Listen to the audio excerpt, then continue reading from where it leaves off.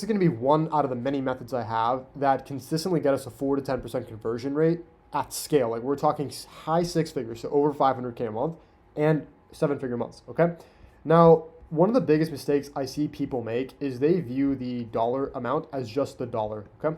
They view numbers as numbers. And this is kind of true, but also keep in mind that behind every number, every single Shopify sale that goes on, there is someone there. Okay. There is a person there that is giving you their money. Now, what we can do is we can exploit this. And I mean this in a very ethical way, okay? We can manipulate them and influence them to spend more money with us or to spend money in the first place. So the biggest mistake I see a lot of beginners make is they don't understand anthropology, okay? They don't understand human psychology. They just kind of go into things blind, copy pasting, and they're not going to get results doing things that way, okay? If you want to succeed, you have to innovate. And the first thing you want to understand is something called choice overload, okay? This was a theory made by a guy named Barry Schwartz way back in the day, and essentially it's a cognitive impairment, okay? And what that means is if you offer people a lot of options, they're going to have a difficult time making a decision. It's such a simple theory.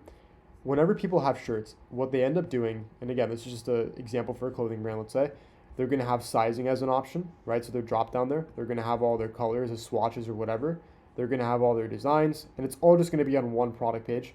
And this is going to confuse your customer by a lot. Now, going into the actual statistics behind this and the actual research they did, this is way back in 2000, a little bit of an older study. But again, the concept's simple. It can be applied to e-commerce. This has worked very well for us. So the first things first, they have the case group, okay? They have the very start of the study where they offer 24 jars for taste testing in a grocery store, okay?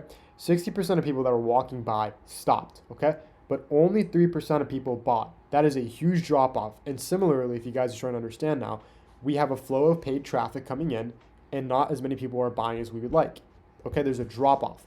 Now, what they did is they basically removed all the jars except for 6. Okay, that means 3 of the rows are now gone and less people stop by because, again, it looks a little bit less enticing, but we won't have that issue because we're paying for the traffic. So the traffic variable is stagnant and constant. Okay, but what happened was 30% of people bought.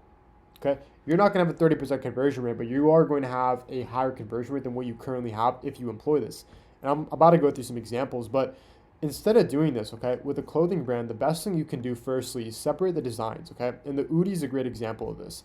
If I click into their individual oversized hoodies, they don't have any variants here, okay? They don't have sizing, which is really helpful for Davey. Obviously, he's running the brand. They don't have any color options here because, again, all their designs or colors and everything they are going to offer the customer, it's all just on collection pages. So the customer's only job is to look at what they want and add it to cart. This is going to create a phenomenally high conversion rate, whether it was done on purpose or not. And I'm sure Davey for sure thought about this because his brand's crushing it. So that is the theory in work in reverse. Okay, even though they have a lot of options, don't throw it all into one product page. A collection page is going to be infinitely higher in terms of conversion rate. Now, the second way we can do this is if we want to have a product with different variations, don't offer so many, it overwhelms the customer. Davey has hundreds of Oodies, I'm pretty sure. Like it's unlimited. Look at how many collections and pages and everything they have, right? And they also have accessories, like it's complicated. With Ridge, which is another very high converting, very high revenue brand, they only have 10 options. You would just pick between them, okay? You literally pick a color and then some of them just have an option for a cash strip, money clip, or both. It's not complicated. It's very low effort for the customer to think, do I want to get this?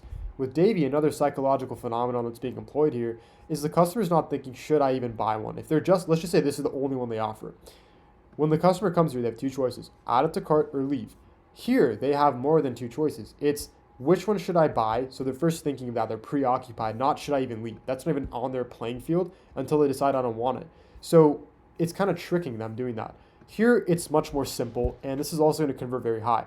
Now, the next example is Bleem, okay? This brand, also 8-figure brand, it's crushing. They only have one variant. You either buy or you don't. How they're maximizing their AOVs by using a bundle app, very simple. They're just simply offering 1-pack, 2-pack, and 3-pack for discounted pricing. It works very efficiently. This is how you can increase your conversion rate as well. They're employing that same tactic Davey is, where rather than should I leave or should I even buy this in the first place, which one should I get, okay? Now, I just want to mention that you can't overcomplicate this. You're trying to create a shopping experience, and if you don't do this correctly, right, if you don't understand the customer better than they understand themselves, you're not going to get that sale. By having too much chaos and too much entropy on your website, you're going to confuse them. Another thing I want you to pay attention to with conversion rates is look how simple all these sites are. It's not complicated. It's very easy to navigate, very easy UX interface. You want to do this. Employ these things right now. If you have a product page that is single variant, go and add a bundle app, and you're going to see your conversion rate and you're going to see your AOV go up. If you have a clothing store, like a clothing brand like we just discussed back here, go and employ collection pages and watch your conversion rate go up. And remember, remove all the coloring options, leave them all on the collection page. And last but not least, if you have a simple product, instead of having fucking 12 different color options or whatever, drop it down to like 6, okay? I say 3 to 9 is what you want it, okay? 3, 6, or 9, around there, somewhere around there. Doing this will all, guess what? Skyrocket your conversion rate. Go give it a try. This is a simple video. Go and apply it, okay? Don't just watch this. Go and apply this right now. With that said, I'm gonna head out. You wouldn't have made it for the next 20 seconds there alive. I guess we'll never know now, will we? You told Dr. Frank that he would wipe out his whole cell. Which doctor?